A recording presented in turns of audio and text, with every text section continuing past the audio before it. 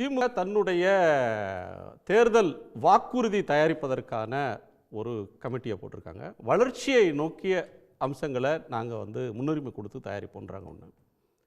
ரெண்டாவது, தூய சக்தி யார், கலப்பட சக்தி யார், தீய சக்தி யாருன்னு ஒரு விவாதம் நடக்குது. அதில் உங்கள் புரிதல் என்ன? திமுக கடந்த தேர்தலின் போது கொடுத்த வாக்குறுதிகளை முடிந்தவரை நிறைவேற்றியிருக்கிறது இந்த ஆட்சி காலத்தில். அந்த வாக்குறுதிகளை கொடுக்கும்போது அது கிண்டல் செய்யப்பட்டது, கேலி செய்யப்பட்டது, இது சாத்தியமே இல்லை என்று சொல்லப்பட்டது. குறிப்பாக மகளிர் உரிமை தொகை அறிவிக்கப்பட்ட போது இந்தியாவில் அதுவரை அது எங்கும் இல்லை, ஒரு புதிய திட்டமாக தமிழ்நாட்டில் முன்மொழியப்பட்டது. அப்போது குறிப்பாக பாஜகவை சார்ந்தவர்கள், ஒன்றிய அரசை வழிநடத்தக்கூடியவர்கள் அதை மிகப்பெரிய அளவுக்கு சேலஞ்ச் பண்ணாங்க. இது சாத்தியம் இல்லை, எங்கிருந்து நிதி வரும், தமிழ்நாடு ஏற்கனவே நிதி சுமையில் இருக்குது, கடனில் இருக்குது, நிதி எங்கிருந்து எடுப்பீங்க, இது வாய்ப்பே கிடையாதுன்னு நிதியமைச்சர், ஒன்றிய நிதியமைச்சர் வரைக்கும் சேலஞ்ச் பண்ணாங்க. ஆனால் அதை சாத்தியப்படுத்தியதுக்கு பிறகு என்ன ஆகி போச்சுன்னா, இது சாத்தியம்தான் அப்படிங்கிறது தெரிஞ்ச பிறகு எந்த பாஜக கேலி செய்ததோ, எந்த பாஜக அதை இகழ்ந்ததோ, அதே பாஜக தேர்தலை சந்திக்கும் போது வட மாநிலங்களில் இந்த வாக்குறுதி இல்லாமல் அவங்க தேர்தலை சந்திக்கிறதே இல்லை, அந்த நிலைமைக்கு போயிட்டாங்க. அதே மாதிரி கட்டணம் இல்லா பேருந்து மகளிருக்கு, அதை லிப்ஸ்டிக் பஸ்ன்னு கிண்டல் பண்ணாங்க. இப்போ பாருங்கள், ஆந்திராவில் பிஜேபி கூட்டணி அரசு ஒரு பஸ் ஸ்டாப்பில் நின்று சந்திரபாபு நாயுடு கொடியை அசைச்சு தொடங்கி வச்சு அந்த பஸ்ஸில் பயணம் போகிற காட்சியை நம்ம பார்த்தோம். காலை உணவு திட்டம் இங்கே தொடங்கப்படும் போது வலதுசாரி பத்திரிகைகள், நடுநிலை நாளேடு, உண்மையின் உரைகள்னு சொல்லக்கூடியவங்க எப்படி எழுதுனாங்க, எவ்வளோ மோசமாக அதை இழிவாக சித்தரித்து முதல் பக்கம் அட்டை போட்டாங்கன்னு நம்ம பார்த்தோம். இப்போ என்னன்னா, ஒவ்வொரு மாநிலத்தில் இருந்தும் தமிழ்நாட்டுக்கு இவ்வளோ சிறப்பான திட்டத்தை எப்படி செயல்படுத்துறீங்கன்னு இங்கே கிச்சனில் புகுந்து பார்த்துட்டு அங்கே போய் நடைமுறைப்படுத்தக்கூடிய சூழலை பார்க்குறோம். அப்போது இதுமாதிரி நிறைய சொல்லிக்கிட்டே போகலாம். ஒவ்வொன்றுமே மற்ற மாநிலங்களுக்கு வழிகாட்டக்கூடிய வகையில் தான் பின்னாளில் அது உணர்த்தப்பட்டிருக்கு. இது வாக்குறுதிகள் தொடர்பான ஒன்று. இந்த தீய சக்தி அப்படிங்கிற ஒரு விஷயத்துக்குள்ளே போனால், இன்னைக்கு தமிழ்நாட்டிற்கு மிகப்பெரிய தீய சக்தி யாரு? தமிழ்நாட்டுக்கு பேரிடர் நிவாரண நிதியை தர மறுக்கிற தீய சக்தி யாரு? தரணும்னு சொல்லி போராடுற தூய சக்தி யார்? கல்வி நிதியை தர மறுக்கிற தீய சக்தி யாரு? தரணும்னு சொல்லி போராடுற தூய சக்தி யார்? வரிசையாக போடுங்க. திருப்பரங்குன்ற இஷ்யூவை பற்றி சொன்னார், அது எப்போ நடந்துருச்சு, இப்பயும் அதை பற்றி பேசுறீங்கன்னு தாவேகா சகோதரர் கேட்குறாரு.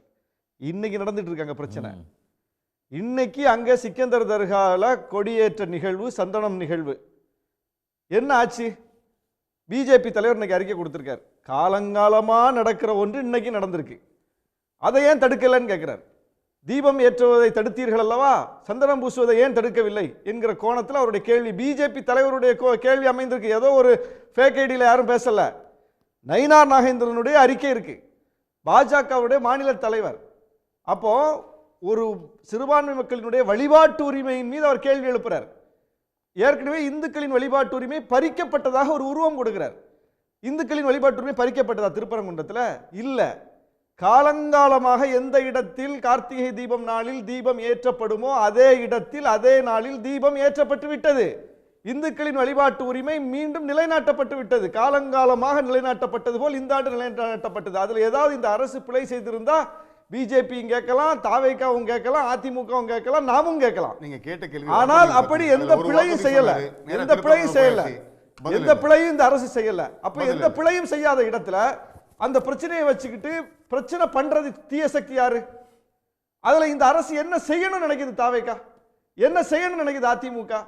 இந்த அரசு கொடுத்த 505 வாக்குறுதிகளை நிறைவேற்றணும்னு ஆசைப்படுறோம். அதான் தாவேகோட விருப்பம். அதெல்லாம் பண்ணியாச்சு சார். இன்னைக்கு பிரச்சனை செஞ்ச ஒண்ணுதான் அவர் சொன்னாரு, தீய சக்தி பாஜக இந்த மண்ணின் ஒற்றுமையை குலைக்க பார்க்குது. அப்ப அதை கண்டிக்கணுமா வேண்டாமா? அந்த தீய சக்தியை நோக்கி கேள்வி எழுப்பணும்ல. அந்த தீய சக்தி இவ்வளவு பெரிய வேலையை பண்ணுது மக்கள்கிட்ட சொல்லணும்ல. அதான் கேட்டுக்கிட்டு இருக்கோம் நாங்க. அதாவது பிஜேபி ஒற்றுமையை குலைக்கிற வேலையை செய்து, சிறுபான்மை மக்களுடைய வழிபாட்டு உரிமையை பறிக்கிற வேலையை செய்து, அதை பத்தி கேள்வி கிடையாது. அதை தடுக்கிற இடத்துல நின்று ஒரு அரசு மல்லு கட்டுது, அதை நோக்கி கேள்வி. அப்போ உண்மையிலே உங்களுக்கு தீய சக்தி யார் இந்த இடத்துல? அரசு இதுல என்ன தீய செயலை செஞ்சது? அதான் சுட்டி காட்டணும்ல. இந்த செயலை அரசு செய்தது தவறுனாலும் சுட்டி காட்டுங்க. திமுக அரசு திருப்பரங்குன்ற விஷயத்துல செய்த தவறு இந்த தவறு அப்படின்னு ஒண்ணு சுட்டி காட்டுங்க. அதான் லாஜிக் ஆர்குமெண்டா இருக்க முடியும். என்ன இது ஃபூலிஷ் ஆர்குமெண்டா இருக்கு? லாஜிக் ஆர்குமெண்ட் என்ன? அதுல திருப்பரங்குன்ற விஷயத்துல திமுக அரசு செய்த பிழை என்ன சொல்லுங்க, தாவேகாவுடைய ஸ்டேட்மெண்ட் சொல்லுங்க. என்ன பிழை அதுல?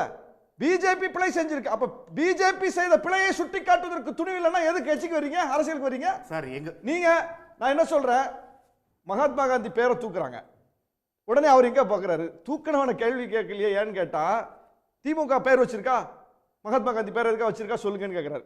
இதுதான் டைவர்ஷன் பாலிடிக்ஸ். திமுக அரசு கமெண்ட்ரி பண்ணாதீங்க. நீங்க பேசும்போது நான் பேசி முடிச்சா உங்க தரப்பு பேசுங்க. அதாங்க நான் என் கருத்தை சொல்லி முடிச்ச பிறகு நீங்க பேசுங்க, எவ்வளவு நாள் பேசுங்க. கன்னிமரா நூலக வளாகத்தில் மகாத்மா காந்தி சிலையை முதலமைச்சர் திறந்து வச்சிருக்காரா இல்லையா? இங்க நுங்கம்பாக்கத்தில் இருக்கிற சில சாலைக்கு மகாத்மா காந்தி உத்தமர் காந்தி சாலைன்னு கலைஞர் பெயர் சூட்டினாரா இல்லையா? எத்தனை திட்டங்கள் மகாத்மா காந்தி பெயர்ல, எத்தனை நினைவு சின்னங்கள் தமிழ்நாட்டில் எழுப்பப்பட்டிருக்குது? ஏதாவது உங்களுக்கு தெரியுமா தெரியாதா? ஒன்று தெரிஞ்சுட்டு வந்து பேசுங்க, இல்லைன்னா தெரியாதுன்னாவது சொல்லுங்க. ஆனால் அரை உண்மை பேசாதீங்க. அப்போ உத்தமர் காந்தி சாலைன்னு தமிழ்நாட்டில் பெயர் இருக்கு, அவருக்கு சிலை எழுப்பப்பட்டிருக்குது, இந்த ஆட்சியில் சொல்றேன். அப்போ பெயரை மறைக்கிற சக்தியை நோக்கில உங்க கோபம் வரணும். காந்தியின் மீது உங்களுக்கு பற்று என்றால் காந்தி பெயரை தூக்குறாங்க ஒரு திட்டத்தில் இருந்து. அப்ப சாதாரண ஒரு குடிமகனுக்கு கூட கொந்தளிப்பு வரணும்ல, ஒரு கேள்வி வரணும்ல, ஒரு அரசியல் கட்சிக்கு கேள்வி கிடையாது. அதுல இவ்வளவு வெகுமக்கள் எல்லா பிரச்சனைக்கும் கருத்து சொல்ல சார், எல்லா பிரச்சனையிலும் கருத்து சொல்ல வேண்டிய அவசியம் இல்லை அப்படின்ற ஒரு நிலைப்பாட்டை தாவேக்கா எடுக்குது. எல்லா பிரச்சனையிலும் திமுக நோக்கி கருத்து சொல்றீங்கல்ல, எதுல கருத்து சொல்ல முட்டீங்க? திமுக பூரா தப்பா இருந்தா அப்படிதான் சொல்ல வேண்டியிருக்கும். ஒரு கருத்து அதான் நான் கேக்குறேன். திருப்பரங்குன்ற விஷயத்துல என்ன தப்பு அதை சொல்லுங்க. இப்போ கடந்து போன ஒரு திருப்பரங்குன்ற விஷயத்துல என்ன தப்பு சொல்லுங்க, நான் தான் கேக்குறேன். அதே கடந்து போறீங்க. கடந்து போன ஒரு மழைக்காலம் திருப்பரங்குன்ற விஷயத்துல அவங்களோட திருப்பரங்குன்ற விஷயம் இன்னைக்கு இந்த மண்ணினுடைய அசல் தன்மையை பாதிக்கிற விஷயம், இந்த மண்ணை குலைத்து போடுகிற விஷயம், நாம காலங்காலமா கட்டி காத்த சமூக விவசாயிகள் சவால் வாக்குறுதி எல்லாமே கெட்டு போயிடும். என்ன பண்ணி விஷயத்துல நாம அமைதியா இருந்தா தமிழ்நாட்டுல நம்ம கட்டி காப்பாத்தி எல்லாமே காட்டுல போயிடும், எல்லாமே நாசமா போயிடும். அப்ப அது ரொம்ப கோர் இஷ்யூ, அது தமிழ்நாட்டினுடைய தன்மையை பாதிக்கக்கூடிய ஒன்று. அந்த விஷயத்துல என்ன தப்புன்னு சொல்லுங்கன்னு கேக்குறேன். தப்ப சொல்லுங்க. நீங்க சொல்லக்கூடிய அந்த தீய சக்தி என்ன தீய செயலை செய்ததா சொல்லுங்க. ஆமா சார், இத்தனை கோடி விவசாயிகள் வயித்துல அடிக்கிற திமுக தீய சக்தி தான். நான் கேக்குற பாயிண்ட் உங்களுக்கு பதில் இல்ல. அப்ப நீங்க பேசாதீங்க குறுக்க. சார் கொடுத்த வாக்குறுதியை வாக்குறுதி நம்பர் 50 ஒரு ஒன்றியத்தில் எல்லா வாக்குறுதியும் தானிய கிடங்குகள் அமைக்கப்படும். எல்லா வாக்குறுதியும் நிறைவேற்றியது. கேள்விக்கு பதில் இல்ல பாருங்க. நெல் மூட்டைகள் ஒட்டுமொத்த தமிழகமும் பாச்சி அவ்வளவு விவசாயிகள். சரி, அவ்வளவு விவசாயிகள் அவங்களுடைய போராடி வந்து விளைவிச்ச வேலை. Okay done. நெல் ஈரப்பத அளவை வந்து முதல்ல ஏன் சார் நனை விடுறீங்க? கேட்கும்போது ஒன்றிய அரசு மறுத்து விட்டது. ஏன் சார் நனை விட்டீங்க? ஒன்றிய அரசு மறுத்து சொல்லணும்ல, ஒன்றிய அரசை நோக்கி ஒரு கேள்வி கேட்கணும்ல. ஒரு மாநில அரசு இப்படி ஒரு கோரிக்கை வைக்கும் போது அந்த அதிகாரம் ஒன்றிய அரசின் கையில இருக்கும்போது அந்த அதிகாரம் மாநில அரசு கையில இல்ல. ஏன் தமிழ்நாடு அந்த அதிகாரம் ஒன்றிய அரசின் கையில இருக்கு. அந்த அதிகாரத்தை வைத்துள்ள ஒன்றிய அரசு அதை செய்ய மறுக்கும் போது ஒன்றிய அரசை நோக்கி ஒரு கேள்வி கேட்கணும்ல. அந்த கேள்வி கேட்டீங்களா சார்? நீங்க மெட்ரோ திட்டத்துல அது ஒரு ஒன்றிய அரசு மாநில அரசு இணைந்து செய்கிற திட்டம். ஒன்றிய அரசு தன்னுடைய கடமை செய்ய மறுக்குது. அந்த இடத்துல கேள்வி கேட்டீங்களா? அந்த இடத்துல கேள்வி கேட்டீங்களா? நீங்க மாநில அரசு கேள்வி கேளுங்க, தப்பே கிடையாது. மாநில அரசு ஏதாவது பிழை செஞ்சா கேள்வி கேளுங்க. ஆனா ஒன்றிய அரசு நோக்கி கேள்வி எங்க? அப்ப எதுல பேசவே மாட்டேன்னா நீங்க யார்? கட்சி, ஒரு பாரம்பரிய கட்சி சொல்றீங்க. நீங்கள் யார்? பழமையான கட்சி. உங்களுடைய கேள்விக்கு பதில் சொல்ல முடியாது. உங்களுடைய எனக்கு கேட்க மட்டும் தான் தெரியும். எப்படி சார் நியாயமா இல்ல, என்ன பதில் சொல்லலங்க? எல்லா வாக்குறுதியும் நிறைவேற்றியாச்சு. வாக்குறுதிகள் சில வந்து இன்றைக்கு வந்து அது செயல்படுத்த முடியாம இருக்குன்னா அதுக்கு ஒரே காரணம் ஒன்றிய அரசு நிதி கொடுக்கல. ஆமா சார், கொஞ்சம் இருங்க. ஒன்றிய அரசு நிதியை கொடுக்கல. அந்த ஒன்றிய அரசு அந்த நிதியை கொடுத்திருந்தால் எல்லாவற்றையும் நிறைவேற்றி இருப்போம். எந்த குறையும் வைக்கல. இதை விட சிறப்பான ஆட்சி. இன்னைக்கு நீங்க வந்து கிறிஸ்துமஸ் விழா நடத்துறீங்க. கிறிஸ்துமஸ் விழாவில் பேசக்கூடிய ஆர்காட் நவாப் என்ன சொல்றாரு? தமிழ்நாட்டில் பெண்களுக்கு பாதுகாப்பு சிறப்பானதாக இருக்கு அப்படின்றாரு. குழந்தைகளுக்கான பாதுகாப்பு சிறப்பானதாக இருக்கின்றாரு. பொருளாதார வளர்ச்சி யாருமே நினைத்து பார்க்க முடியாத நிலையில இருக்கு அப்படின்றாரு. கண்காட்சி மாதிரி ஆட்சி நடந்து கொண்டிருக்கிறதுன்னு ஒரு பக்கம் விமர்சனம். உங்க கூட்டத்தில் வரக்கூடியவர் என்ன ஒரு கருத்தை முன்வைத்துக் கொண்டிருக்கிறார்? இதுதான் சார் தமிழ்நாட்டில் நடந்து கொண்டிருக்கக்கூடிய நிதர்சனம். திமுக வந்து தமிழ்நாட்டை கடந்த 5 ஆண்டுகளிலே உயர்த்தியது போல இந்தியாவில் எந்த மாநில கட்சியும் மாநில ஆட்சியும் 5 ஆண்டுகள்ல இப்படி ஒரு வளர்ச்சியை இந்த 75 ஆண்டுகள்ல இந்தியாவில் யாருமே செய்தது கிடையாது. அப்படிப்பட்ட சிறப்பான சாதனைகளை செய்து காட்டியவர் தமிழ்நாட்டின் முதல்வர்.